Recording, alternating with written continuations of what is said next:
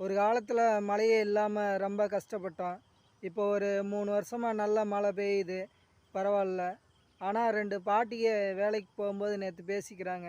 இந்த மழை வந்து எப்போ பார்த்தாலும் நம்ம பொழப்ப கெடுக்குது அப்படின்னு சொல்லிட்டு.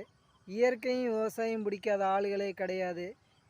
நம்மளுக்கு மழை வந்தால் தான் நீர், அந்த தண்ணி இருந்தால் தான் நம்மளுக்கு விவசாயம்.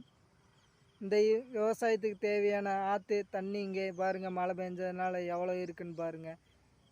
அந்த பக்கம் ஆற்று பாலம் இருக்குது, அங்கே வண்டிகள்லாம் போகும். இந்த பக்கம் பார்த்தீங்கன்னா தேக்கு மரம் அந்த ஓரமாக, அப்படியே ஓரமாக நண்பர்கள்லாம் அந்த சைடு அந்த கரையில் மீன் பிடிக்கிறாங்க. இங்கிட்ட இந்த கரையில் வந்து தென்னந்தோப்பு. அங்கிட்டு பார்த்தீங்கன்னா விவசாய பாசனத்துக்கு தேவையான அந்த நீர்நிலை தேக்கம் அந்த இது முன்னாடி அந்த சைடு இருக்குது.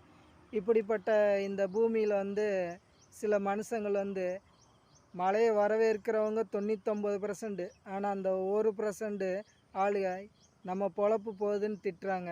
அவங்களுக்கு தான் இந்த பதிவு நண்பர்களே. இந்த பதிவு பிடிச்சிருந்தால் லைக் பண்ணுங்கள், கமெண்ட் பண்ணுங்கள் நண்பர்களே.